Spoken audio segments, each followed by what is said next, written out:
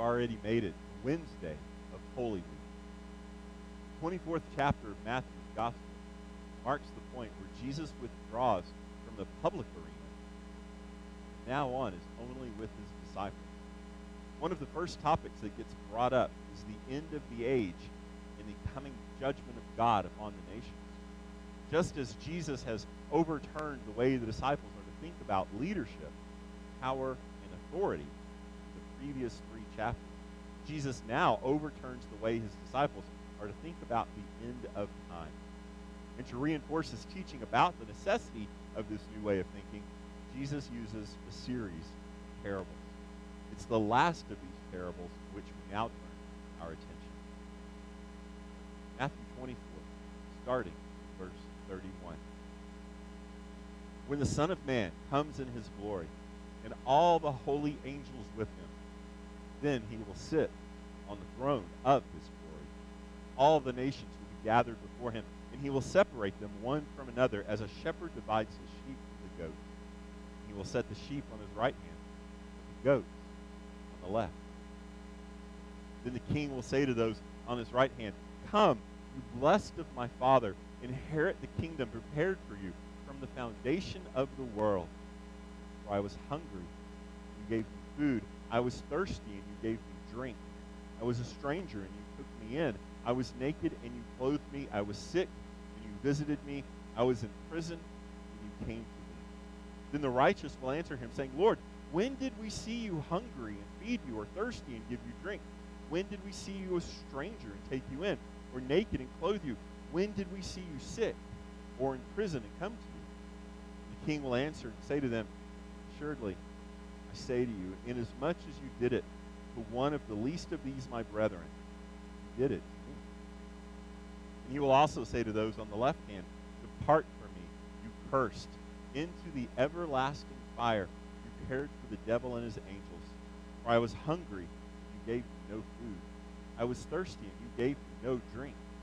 I was a stranger, and you did not take me in, naked, and you did not clothe me, sick and in prison, and you did not visit me."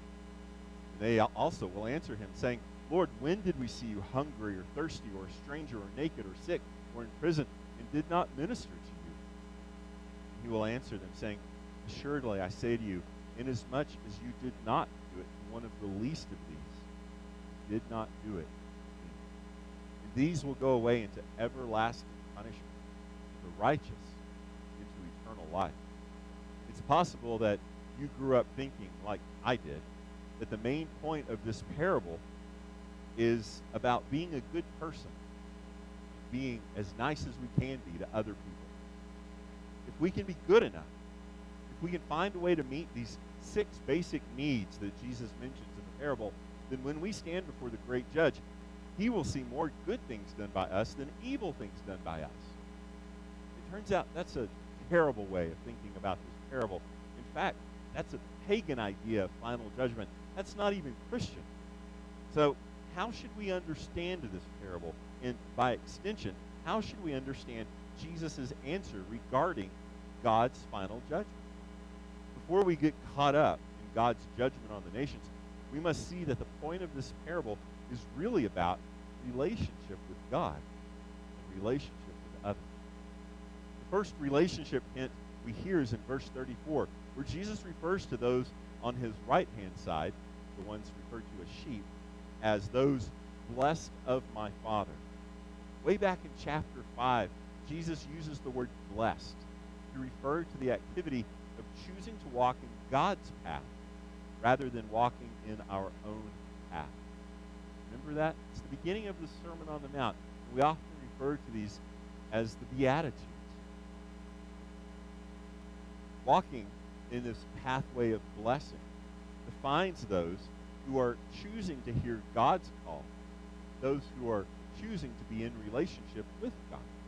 Here again, Jesus brings up the idea of those who are blessed by God, not with physical wealth or health, not with unique gifts or knowledge, but by the fact of daily trust in and daily response to God's leadership in their lives.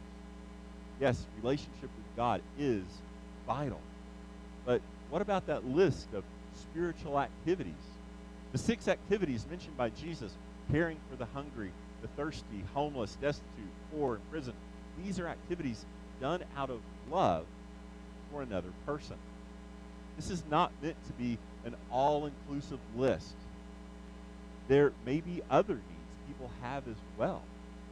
Meeting these basic needs gives back dignity to people who bear God's image, just as we do, people often thrown away and ignored by society.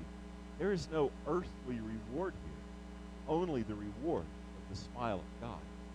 It's worth noting that Jesus identifies these needy outcasts as brothers in verse 40. Once again, relationship language. If we do a bit of rational, logical thinking, that's why God gave us a brain after all, we see that these needy ones are considered brethren by Jesus. And if God has made us his children through Jesus, then these needy ones, who are Jesus' brothers, are our brothers and sisters in need as well. When we see these hurting and helpless ones, we are led to help by the love for others that God pours into the lives of his people. Helping others does not become a checklist or a way of performing better than someone else. It becomes an activity of love. The sheep are those who are responding to God's grace and are being transformed by the love of God present in their lives. These are the ones who are judged and found complete in Christ Jesus. These are the ones, these sheep, are invited into God's presence for eternity. But what of the goats? It's clear from the way Jesus tells his parable that all things are equal except one.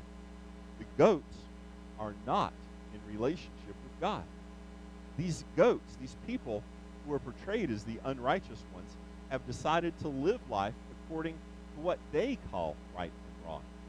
These are the people who care only for themselves, who callously refuse to see, let alone offer aid to, those who are hurting and helpless.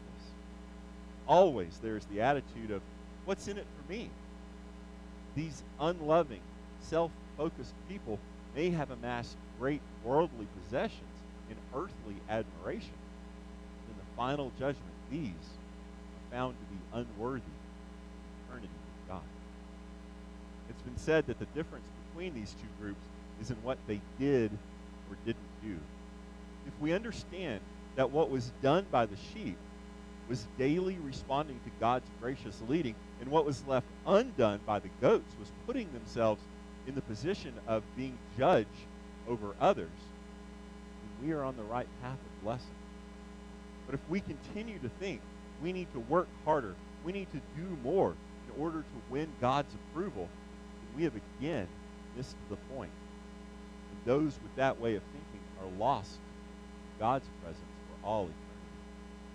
From the moment that Jesus is asked by his disciples about the time of God's judgment, Jesus makes it clear that there is no middle ground. You are either with God or you are against God. Without the beginning point of relationship with God, there is nothing good that the actions of our lives can produce for God. We are not immune from God's judgment, my friends. Instead of asking the question of when will Jesus come in his glory, when will we get to reign over the other nations, when will this end? When will this age come to an end? We should be asking how we will stand before God when God judges the nations of the world. When that judgment day arrives, the only way we will be counted as sheep is whether or not we know the shepherd. Today is the day for salvation. Tomorrow may be the day of judgment.